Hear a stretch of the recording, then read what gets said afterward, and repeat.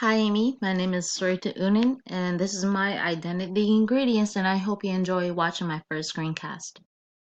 So first off, my family dynamics. I was adopted into a family of six. My mom, she was a single parent. She adopted five native kids and she fostered my cousin. On the right is a picture of my biological parents.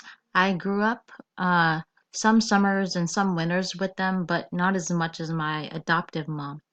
With my adoptive mom, I've learned a whole ton.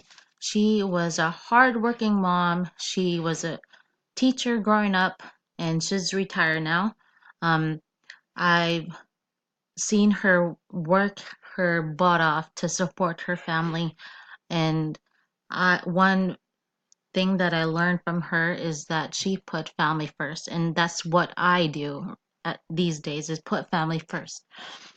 And another thing that helped me shape my worldview is that everything works better in a melting pot. With my adoptive brothers and sisters, we came from different families, and my mom being a different race than us, I've seen that things work greater and better in a melting pot.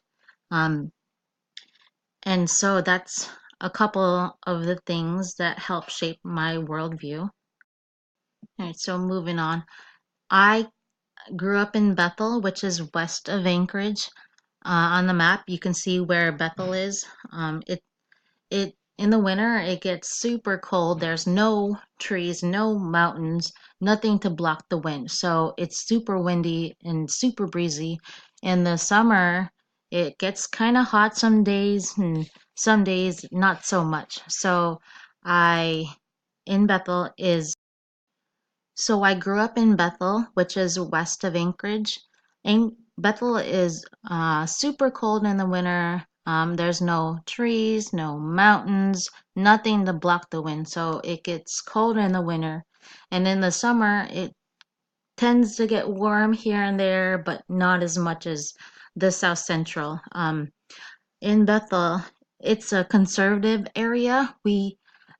Bethel is majority of a native community, so we tend to protect the land and respect the land.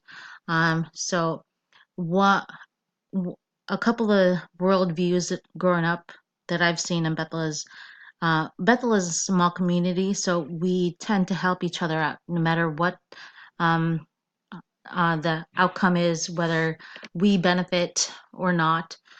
We tend to help each other out. And another thing is being friendly. Majority of Native communities are friendly, and being friendly to another person is really important. And being friendly and caring in a small community sometimes is the only thing that really brings your hopes up. So Bethel, I've learned a lot in Bethel, and I keep it near and dear to my heart that helping each other out, being friendly and caring are important ethics that I still stand by. Moving on. So, my religious views growing up, I was Catholic. My mom brought us to church every Sunday. Here's a picture of our Catholic church. Um, we would spend our Sundays here, which was half the day. To me, it felt like a whole ton of time. But she would encourage us and support us going to church, and she was right there with us.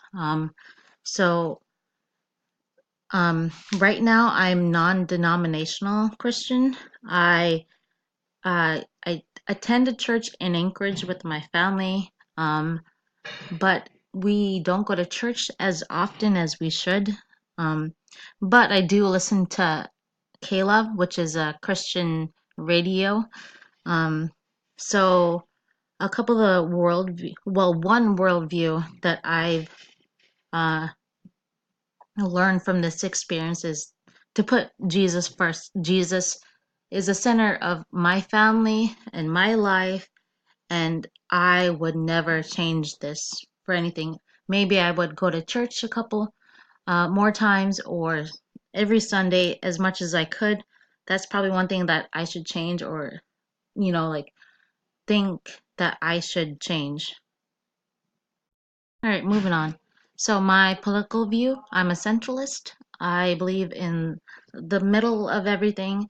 And one thing that have an issue with the government is the child separation with illegal immigrants. I don't think that child separate should be separated from their parents at all, especially at this young age. I think that this is ethically and morally wrong in so many ways. And with our president, I think that he could be childish. His ethics um, could be touched up here and there.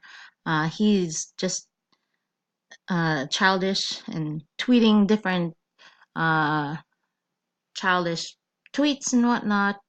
Um, so my political worldview of politics, um, there are bad people and there are good people. That's all I can say about this.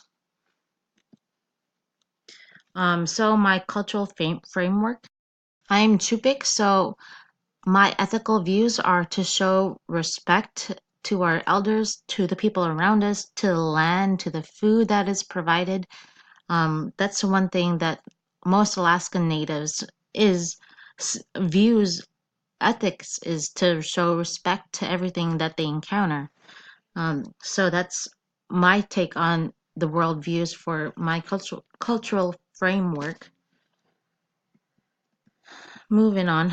So my experiences. Um, I'm in the National Guard. I've been in the National Guard for 10 years, and with those 10 years, I've experienced a whole ton. I worked on and off with the National Guard full time, and I've never been deployed, but I've been to Mongolia for about, I don't know, 3 to 4 weeks, and that was fun. Um, what inspired me to join the National Guard was the Junior Reserve Officer Training Corps in high school.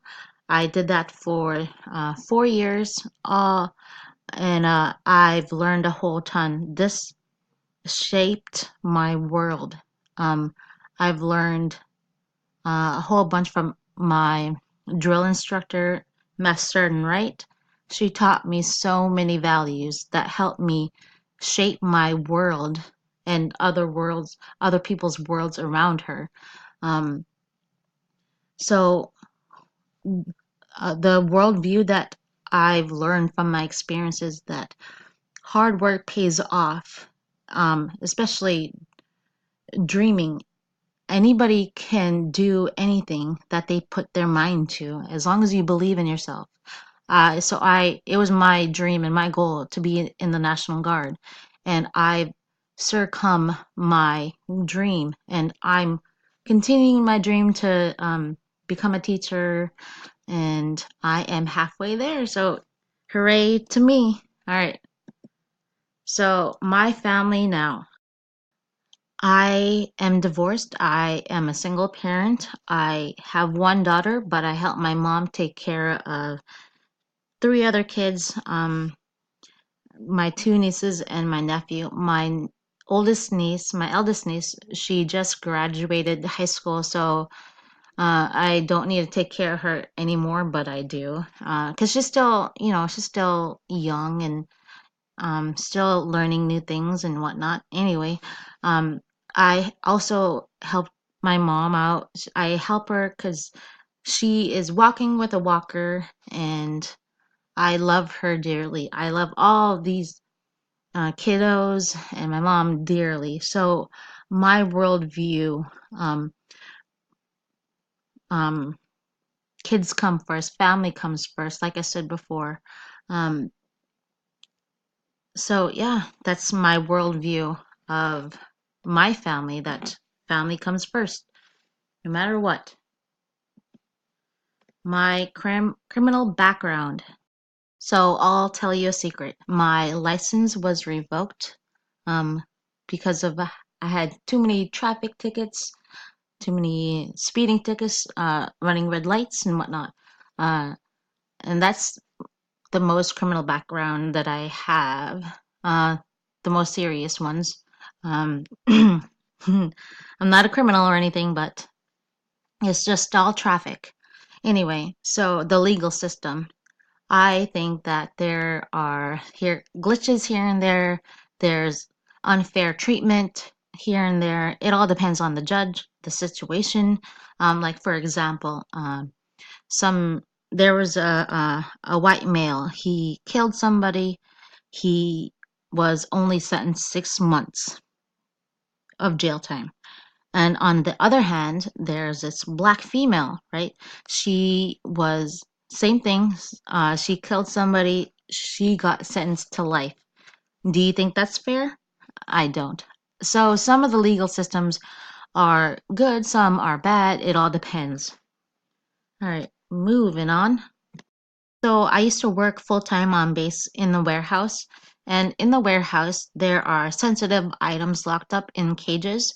And on one day, we had a super busy day. Everyone was running around, trying to help out all the customers and whatnot.